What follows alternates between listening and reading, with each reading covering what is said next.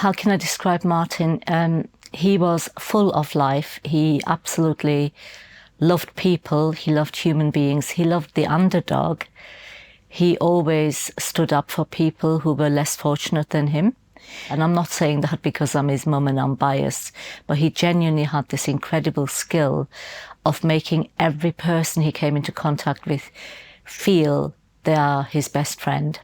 So when he died, a lot of people contacted us saying, I was Martyn's best friend. And, and that's when we realized he had that skill. Well, a suicide bomber, aged only 22, decided to have a massive nail bomb in his rucksack. And as the concert finished, he literally walked into the group of people who were exiting the music hall, and he detonated the bomb, killing 22 people, including Martyn.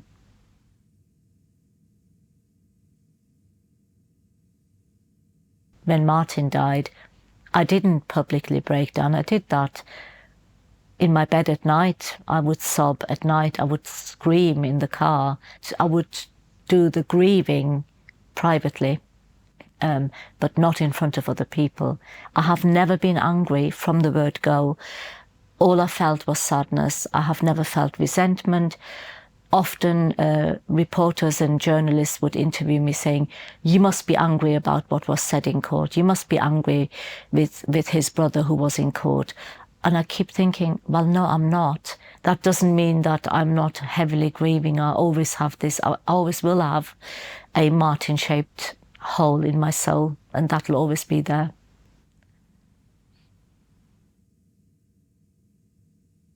When the attack happened, we didn't have the TV on or radio on because the children were getting upset. I was getting upset.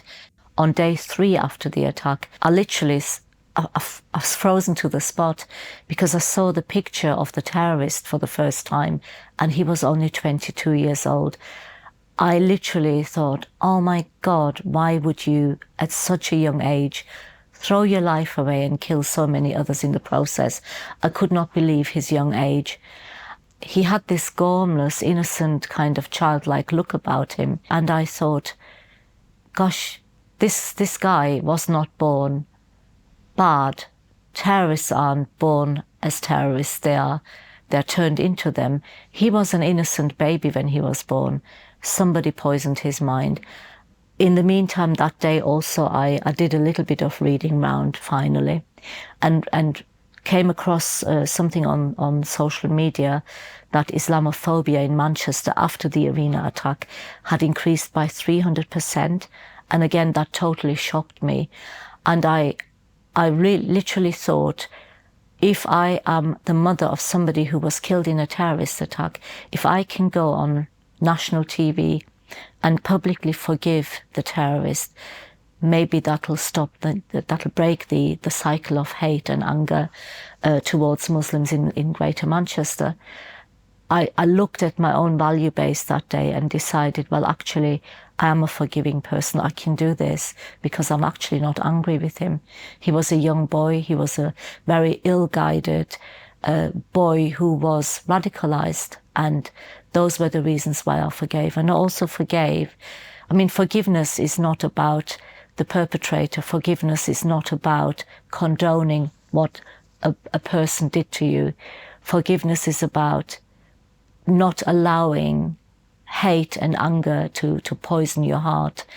And it frees my soul from carrying on with kindness and tolerance and all the other things that are important to make society function in a peaceful way. So forgiveness enabled me to do all that. Obviously, when he died, I had so many questions.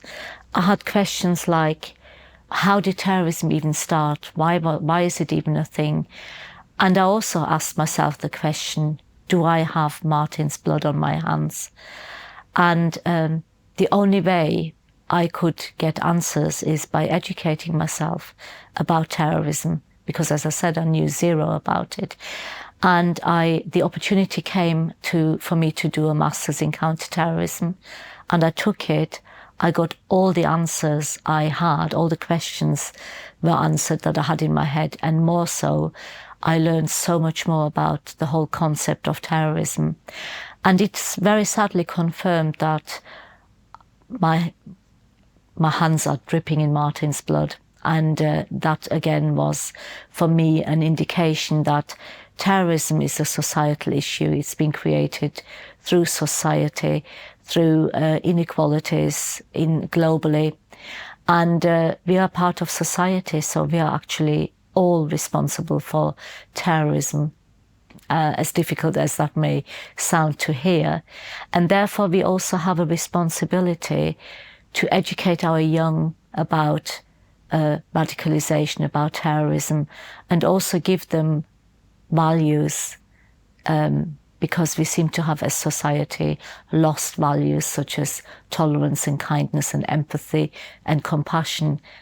Be tolerant, don't be scared of difference. See it as an enrichment to your own life. Be curious, ask questions. We live in a cosmopolitan world, and therefore we need to all learn from each other and live together in the best way we can.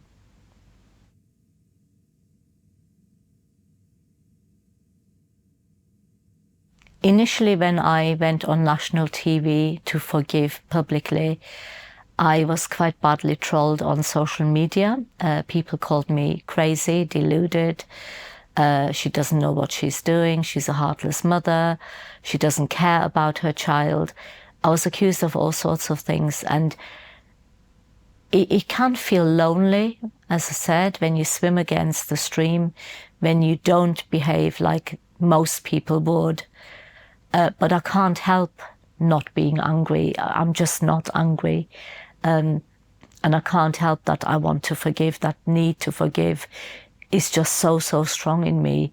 And Martyn would not want me to be any different. He was kind. He was always helping people. And I think he would rather see me forgiving than angry and bitter. The empathy and the compassion, not that I sympathize with the terrorist, because I don't condone what he did. He killed my child. But I have gained an understanding through my tolerance and my empathy that actually when he was born, he was innocent, and that unfortunately he was born into a family where his dad radicalized him and his brothers. So without that ability to empathize, I wouldn't have even thought that far down the line in terms of his life.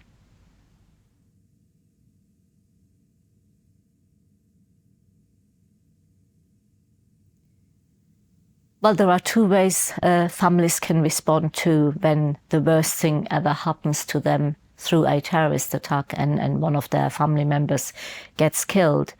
You can either fall apart as a family, or you can be brought closer together. And certainly in our family's case, maybe because I'm an ex-therapist, I was very instantly focused on, we will all need therapy. I knew from the word go, as soon as I could think clearly, I thought we will all need therapy. We may need family therapy, and that turned out to be true. I knew that we all need to do self-care. I knew that we all needed to communicate. Although we struggled, that's the reason we had therapy, to try and not struggle anymore with that. I knew things had to change, but I think my training beforehand really helped with that. So, but I have no doubt that some families fall apart. You know, I know in one case there is somebody who got divorced years, 5-6 years after a terrorist attack, because that person still had nightmares and flashbacks and was over anxious going out, and his partner couldn't cope with it and said, I can't deal with this anymore. And they divorced. You know, that's so sad. So people can fall apart. When a child dies in a terrorist attack, often parents grieve differently and not in unison, and that can separate that couple, you know, unfortunately. In our case, it had the opposite effect. We became so much closer as a family. In fact, it was our 25th wedding anniversary, the year after Martyn died. And my husband re-proposed to me and said, let's have a massive big wedding. We need something positive for all our family. And we did. We had a white wedding, and it brought us closer together. So yeah, it can go either one way or the other. I would hope that for the majority of people, families work closer together and become more stronger, just simply stronger.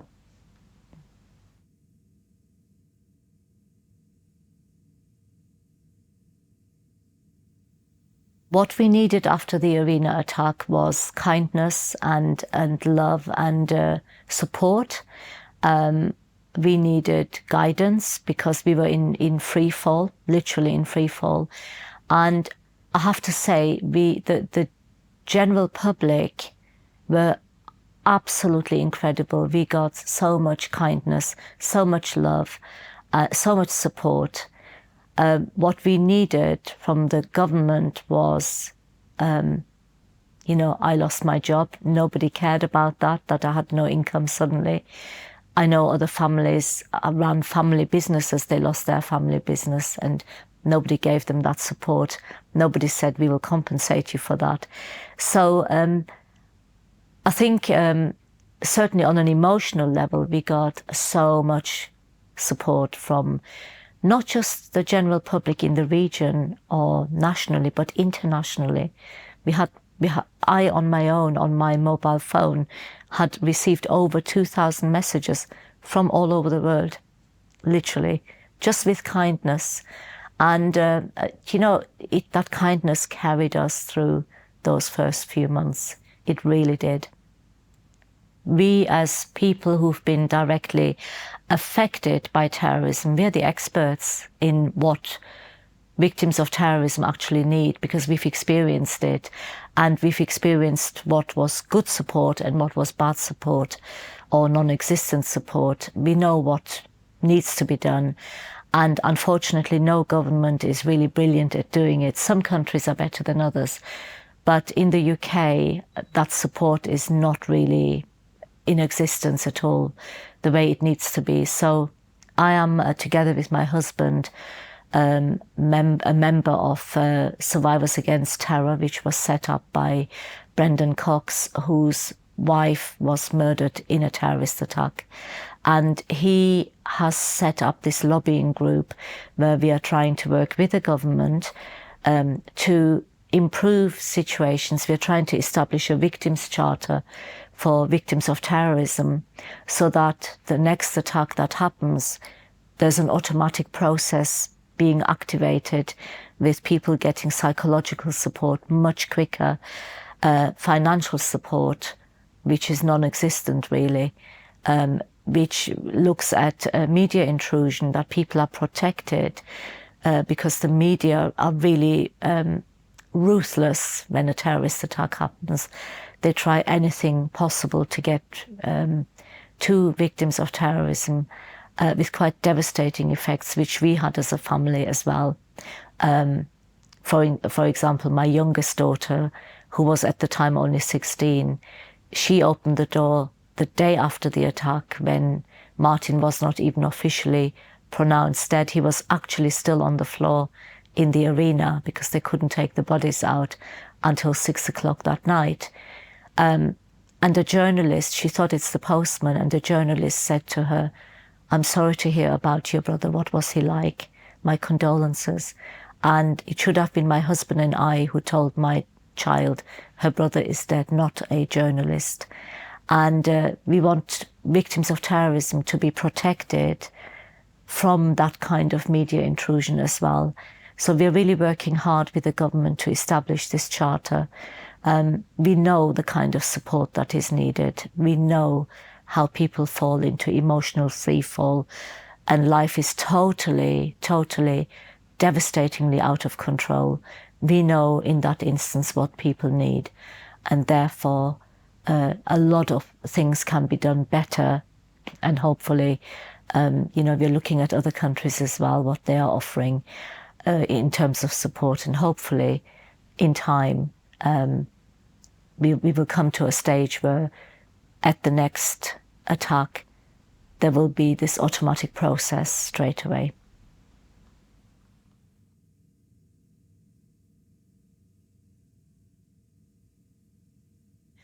So obviously education about terrorism is really important. I think terrorism is here to stay. It's going to be part of our way of life.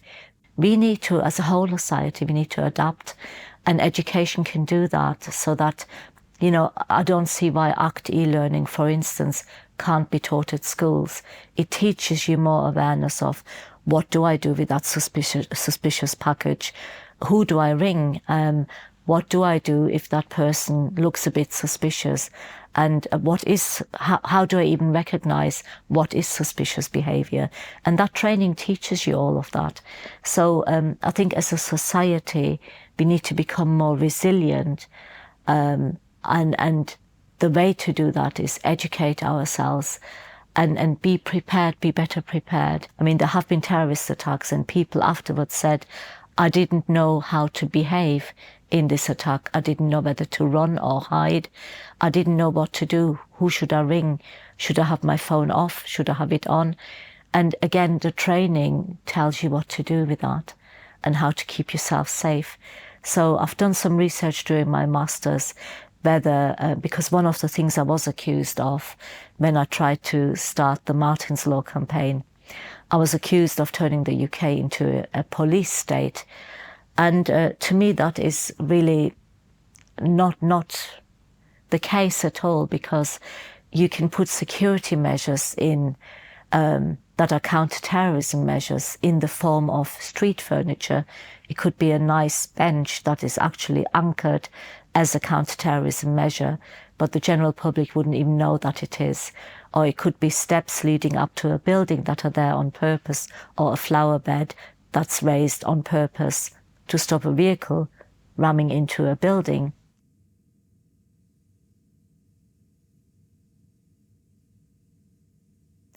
I think my message to policymakers and people who really can make a difference in counter-terrorism is that they focus on young people in particular, because in my mind, young people are the future policymakers themselves.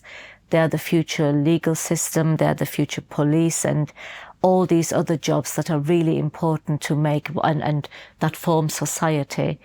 But I think it really is important that policymakers put into education more about, rather than just academic knowledge, more about values, more about the importance of communication, of interpersonal relationships with people. That has to be more of a focus. If people are raised with good values, they will then, you know, they're future adults, they'll become better adults. But more importantly, a lot of these young people will become parents.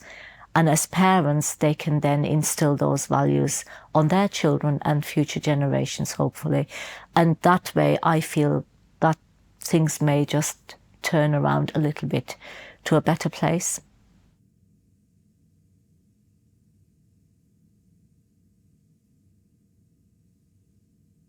I know that an 11-year-old boy in one school, he was looking up the World Cup, and the first thing that came on his screen was a beheading.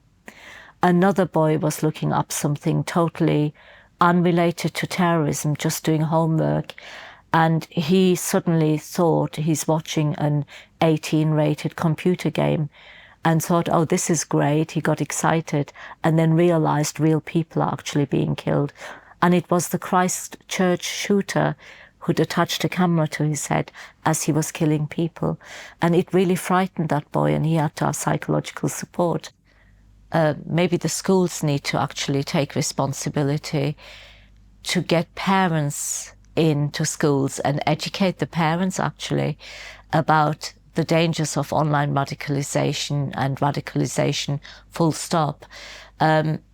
Because it's really important that young people aren't just left playing computer games, being online all the time. without parents knowing what they're actually up to. I think a lot of families are ignorant to that point. And so education absolutely is key.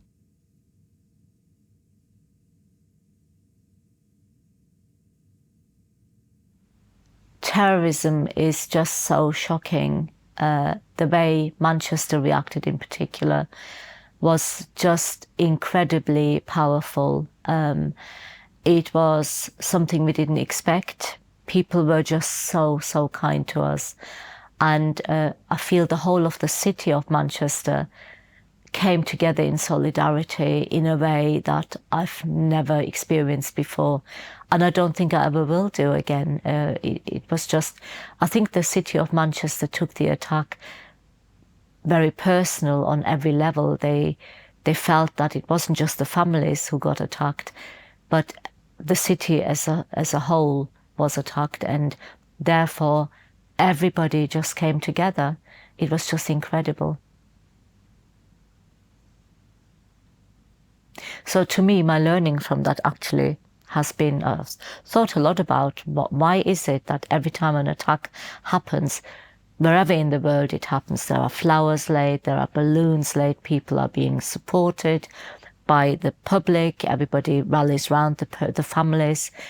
And I thought, well, that's really odd, because terrorists want to achieve hate, anger, division in society, chaos in the infrastructure and the way the government works. They want to cause confusion. And yet, time and time again, and Manchester is a brilliant example of that, but all the other attacks I've been hearing about, it generates almost an explosion of love. So terrorism may cause damage, may kill people, but actually it also brings a lot of solidarity of people together. And that is it's heartwarming to see, actually.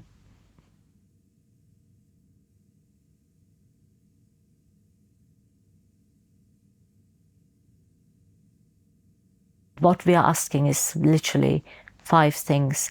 So number 1 is we are asking that people at venues are trained in the Free of Charge ACT e-learning course, which is a 45-minute training package.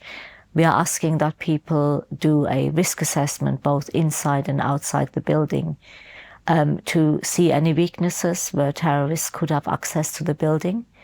Number 3 is that anything identified in the risk assessment is dealt with. Number 4 is that venues have a terrorism action plan and staff are informed, so that in case of a terrorist attack, does everybody who work there know where to either evacuate or evacuate themselves, colleagues and customers. And number 5 is for bigger venues that the local authority has a preparedness plan as well and works with the venue. And that literally is Martyn's Law in a nutshell. Well, I would like Martyn to be remembered through Martyn's Law because I feel that his death should not have been in vain for nothing. And I didn't intend to establish a legislation, if you want, in his name. It just materialized. But then I feel that he was such a kind person and such a good person, and he would have wanted something positive to come out of his death. I'm absolutely sure of that. He always tried to do good, and I want his death to result in something good. I'm sure he would have liked that. And what can be better than making sure other mums and dads don't suffer the way we do, and other brothers and sisters don't lose a sibling the way we did.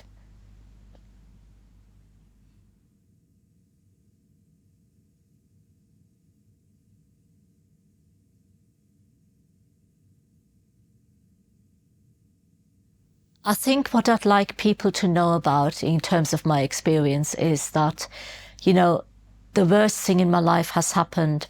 It can't get any worse. And yet I managed to somehow get through it and be strong.